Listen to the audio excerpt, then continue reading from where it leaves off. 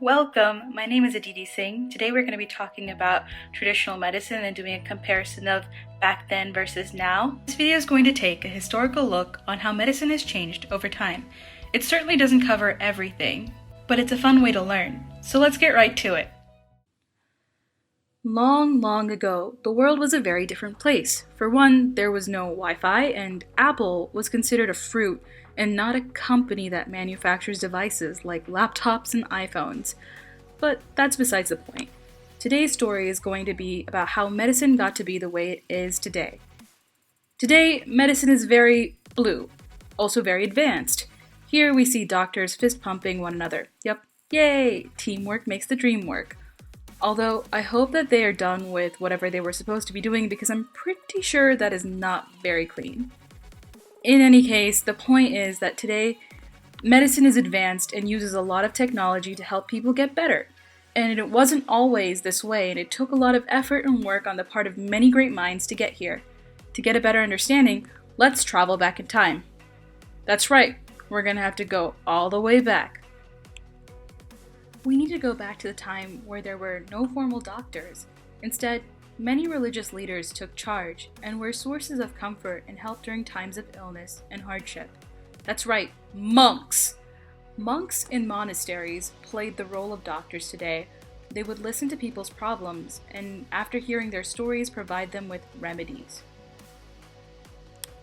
Here we have an old painting titled Monks Weighing Out Herbs, recovered from the Middle Ages. It's an historical painting of when monks in monasteries or monk communities would work together to create medicines.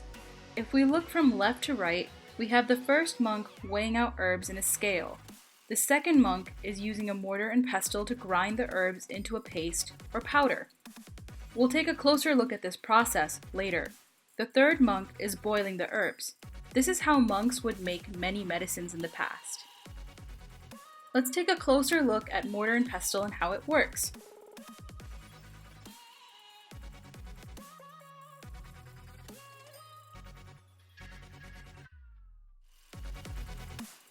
First, note how they added the dried strawberries into the pestle and began crushing them.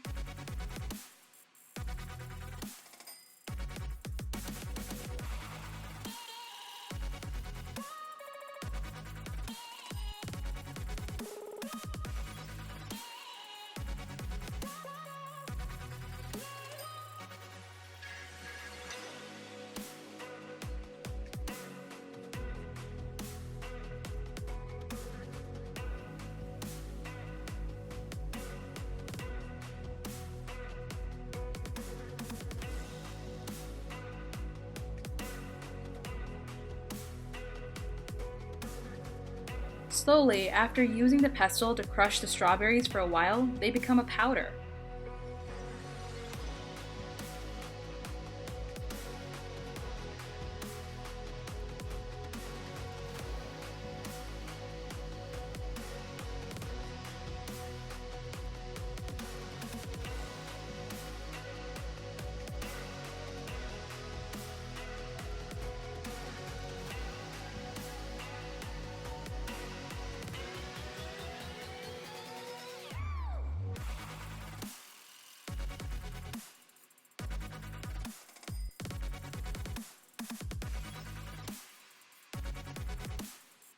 These powders can often be used as medications or just were ingested directly. Monks would also share their recipes with one another. Here, we have a painting of a monk teaching another monk. Right next to it, we can see a picture of some pages from a book. Monks would often write down their recipes in books so they could share them with others. This book was about different plants used to make medicine. Underneath each sketch of the plant are short descriptions of what the plant looks like and what it could be used for. We also have a picture of how they stored some of their plants and herbs. We also store spices and herbs today like monks did in the past. Just open up your spice cupboard. I'm sure you can find some black peppercorn, cinnamon, dried basil or parsley, and many more spices. Many of these are the same spices and herbs used to treat people way back when.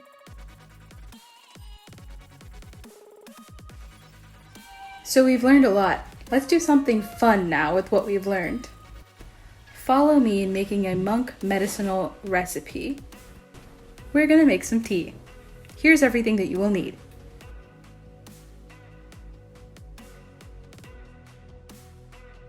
So here I have some mint leaves that are going to pretend to be tea leaves since we don't have tea leaves in Ohio.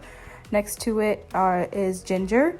We have a mortar and pestle, some real tea leaves, a grater, and some honey. So step 1 is going to be washing all of our mint leaves. Make sure you wash them really well.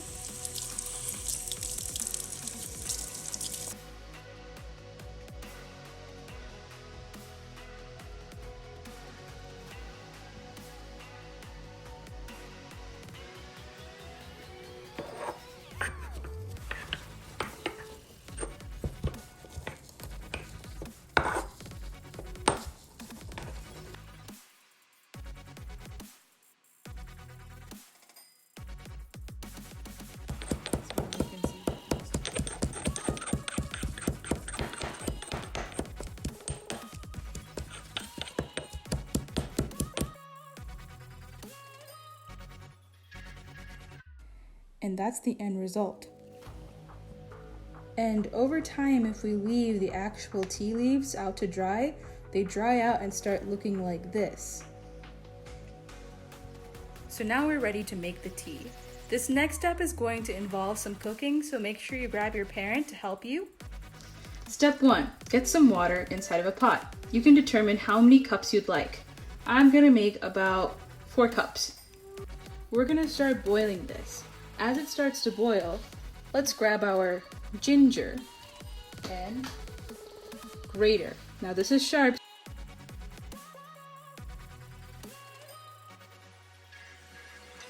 Now I'm just gonna mix the ginger in with the rest of the water and wait until it starts to boil. Now, as you can see, the water has come to a boil and the ginger has fully incorporated into the water. Now it is time to add the dried tea. You can add about 1.5 spoons, and that should bring enough color.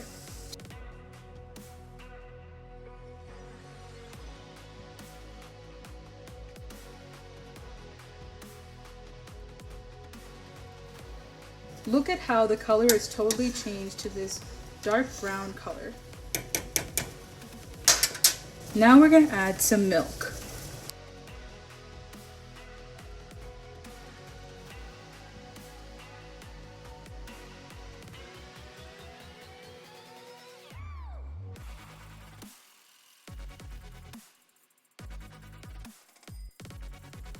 We added about half a cup of milk for every 2 cups of tea. So since I'm making 4 cups, we added about 1 cup of milk. You're to put about a spoonful of honey at the very bottom of your cup. You know your tea is ready when it started to boil once again and looks around this color. Make sure to turn off the fire, and now you're ready to strain. Pour slowly.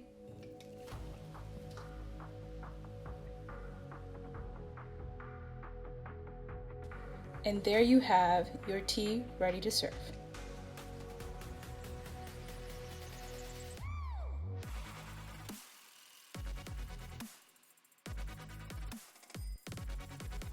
Jumping forward just a little. Now we enter the time of kings, knights, maidens, peasants, and chivalry. Yes, that's right, it sounds like Camelot and King Arthur. 'Tis the Dark Ages! All jokes aside, the Dark Ages were an interesting period of time that revolutionized or changed medicine. For one, it was the period when Hippocrates, this super famous guy in medicine, was born. Hippocrates was also known as the father of medicine. Yeah, he was the dude that started it all. His methods were a little different from the monks' methods. He believed in observing or looking at sick people to figure out what was wrong with them. He wanted his students to look, observe, listen, feel, all things that are still done today. One way Hippocrates observed the sick was using this method shown in this picture. On the left, you see a man wearing a dress, not in style today, but high fashion back in the Dark Ages. having blood drawn. The physician is collecting the blood in a bowl. On the right, you see another man, this time with long hair. Again, not exactly Jack Sparrow, but cool nonetheless. He's also having blood drawn into 3 bowls. This process of letting blood be drawn from patients was called bloodletting. But why did Hippocrates do all of this? He wanted to check people's humors. No, not to test if they were funny or not, but specific types of liquids. Hippocrates had this belief that the body had 4 main types of liquids or humors. You had blood, which was considered to be made by the liver, phlegm, which was associated with the lungs, yellow bile associated with the gallbladder, and black bile associated with the spleen. Each liquid was also associated with a type of personality. Blood was associated with a sanguine personality. That meant that person was full of life, joy, and rather healthy. Yellow bile was associated with a choleric personality. This person had an angry, aggressive personality. Black bile was associated with melancholic personality. That's a person who feels sad or is thinking about a lot of things all the time. Phlegm was associated with surprise, surprise, a phlegmatic personality. This person is passive or easygoing and sometimes tired.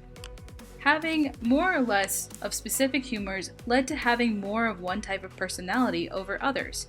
Artists in the Dark Ages painted these personalities using associations with the world's elements, that is, air, fire, water, and earth or stone. A sanguine person was considered like air, full of life. A choleric person was angry like fire. A phlegmatic person was easygoing like the flowing water. A melancholic person was sad like stone. The last one doesn't make that much sense, but hey, it was the Dark Ages and let's cut them some slack. Hippocrates would write down what he learned and kept track of how people's humors might change over time. As seen in this picture, he would draw out what he saw inside the bowls of the collected liquid. We still keep track of people's health today over time, so we can thank Hippocrates for instilling this practice. Hippocrates really changed and decided how we do medicine. He got so famous that he has many paintings and even a sculpture. I think that's a pretty good sign that he did a really good job and really influenced the field. Well, that's all for the Dark Ages. Let's jump forward again. Yes, the Middle Ages. We did not really go that far forward, but it's still a time of knights and kings. However, the Middle Ages were when we finally started having regular doctors for everyone. Before that, doctors were special, and only really there for kings and noble people. Now, regular people or peasants could finally meet a doctor when they were sick. Still, that couldn't be said for every place out there. Here, we see what's the closest to a pediatrician today. There's the doctor in red. Behind him are the parents, all worried. Mom's pointing to the doctor and almost touching her face with her other hand. No, that's probably not it. Anyways, here the doctor is giving the sick kid in the bed some medicine with a wooden spoon. The kid doesn't look super excited, probably because the medicine doesn't taste good. The next image, we have another doctor, again in red. I don't know why they're all in red, but hey. He is holding this vase, or vase if you're European, with some medicine. He is doing something we all do all the time in medicine still today. He's holding the sick person's hand. He's letting them know it's okay. We're going to work together and fight this. The sick person is bald and thankful. That's really all I've got there. Right next to the image looks like a weird crow Halloween costume. Great guess and Halloween costume idea, but this is actually what some doctors looked like in the Middle Ages. Why did they look so odd, you ask? Well, it's the Middle Ages, and anything is possible from a fashion standpoint. But the real answer is because they were trying to protect themselves with the crow mask against the Black Death. Kind of like what we're doing today with masks and COVID-19. What is the Black Death? Let's save that discussion for another time. One thing that was constant about the Middle Ages was how doctors tried to find better treatments and medicines for their sick, including this recipe for curing headaches. They used some familiar and not so familiar ingredients. radish and garlic sound pretty normal, but bishopwort, wormwood, helenium, crop leek, and hollow leek sound like potion ingredients in Snape's potion class. Boiling in butter is a fairly normal practice, but red nettle sounds like a bug. Keep the mixture in a brass pot until it's a dark red color, strain it through a cloth, and smear it on the forehead or aching joints. You'll end up with a headache balm. We still use some similar balms today to get rid of pain, like Tiger Balm and this pain gel. Basically, they're like some lotions people put on to help pain go away or get less painful. The idea to make these kinds of things goes all the way back to the Middle Ages. Neat, huh?